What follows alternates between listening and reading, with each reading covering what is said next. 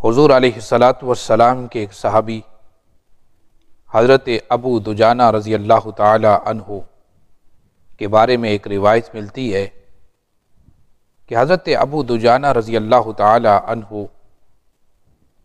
آپ جب نماز فجر کے لیے مسجد میں تشریف لاتے اور حضور علیہ الصلاۃ والسلام کے پیچھے نماز فجر ادا کرتے باجماعت، اس کے بعد آپ فوراً واپس گھر پلٹ جاتے اور جلدی واپس گھر چلے جاتے۔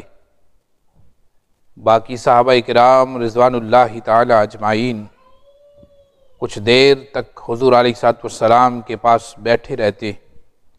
لیکن حضرت ابو دجانہ رضی اللہ تعالی عنہ جلدی واپس گھر پلٹ جاتے۔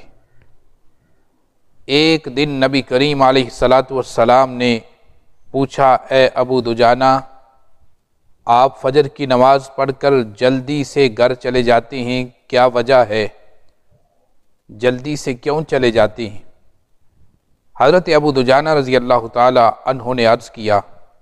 یا رسول اللہ صلی اللہ علیہ وسلم، بات دراصل یہ ہے کہ میرے پڑوس میں میری دیوار کے ساتھ جو گھر ہے وہ ایک یہودی کا گھر ہے،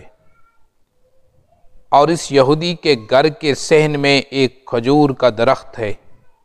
جس کی ٹہنیاں میرے صحن تک آتی ہیں۔ رات کو جب ہوا چلتی ہے تو اس کی کھجوریں جو کہ پکی ہوئی ہوتی ہیں وہ میرے صحن میں گر جاتی ہیں۔ ایک دن جب میں گھر پہنچا تو میں نے دیکھا کہ میرا بیٹا صحن سے وہ کھجوریں اٹھا کر کھا رہا ہے، تو میں نے بیٹے کو منع کیا کہ بیٹا یہ ہمارے پڑوسی کی کھجوریں ہیں اور بغیر اجازت کے کھانا ٹھیک نہیں ہے۔ اس کے بعد میں نے یہ سوچا اور یہ معمول بنا لیا کہ میں نماز فجر کے بعد فوراً گھر پہنچ جاتا ہوں اور اپنے بچوں کے بیدار ہونے سے پہلے، اپنے بچوں کے اٹھنے سے پہلے میں صحن میں گری ہوئی وہ کھجوریں اٹھا کر اس یہودی کے گھر دے آتا ہوں کہ یہ تمہاری کھجوریں جو ہمارے صحن میں گری تھیں یہ آپ لے لیں۔ میں یہ گوارا نہیں کرتا کہ اس کی اجازت کے بغیر اس کے درخت کی کھجوریں میرے بچے کھا لیں، یہ گوارا نہیں کرتا، مجھے مناسب نہیں لگتا۔ لہٰذا جلدی جانے کی وجہ یہ ہوتی ہے کہ میں وہ کھجوریں جلد جا کر بچوں کے اٹھنے سے پہلے چن لوں اور چن کر اس یہودی کو دے دوں۔ یہ حضور علیہ الصلوۃ والسلام کی بارگاہ میں یہ جواب دیا۔ اس بات سے اندازہ کیجئے کہ صحابہ کرام رضوان اللہ تعالی اجمعین کس قدر تقوی اختیار کرتے تھے اور کس قدر احتیاط کرتے تھے۔ یہ حضور علیہ الصلوۃ والسلام کی تعلیمات ہیں کہ صحابہ کرام رضوان اللہ تعالی اجمعین میں اس قدر تقوی پایا جاتا تھا، اور آپ کو یہ گوارا نہ ہوا کہ صحن میں گری ہوئی کھجوریں پڑوسی کی میرے بچے کھا لیں، بلکہ آپ بچوں سے پہلے ان کو چن کر اس یہودی کو دے دیتے۔ اپنے بچوں کو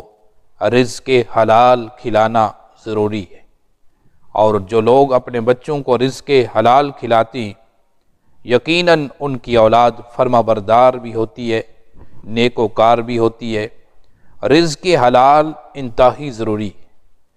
کسی کی اجازت کے بغیر اس کی کوئی چیز استعمال کر لینا، کھا لینا، یہ چونکہ ہمارے دین اسلام میں درست عمل نہیں ہے۔ مالک کی اجازت ضروری ہے، لہٰذا کسی کا مال غصب کر کے کھانا، کسی حرام چیز کو کھانا، کسی کی اجازت کے بغیر استعمال کرنا، یہ درست عمل نہیں ہے۔ اور جو اپنی اولاد کو رزق حلال کھلاتا ہے اس کا فائدہ یہ ہوتا ہے کہ اس اولاد کی تربیت اچھی ہوتی ہے، وہ اولاد فرما بردار بھی ہوتی ہے، نیکوکار بھی ہوتی ہے، اور اللہ تعالیٰ ایسی اولاد کو دنیا اور آخرت کی کامیابیاں عطا فرماتا ہے۔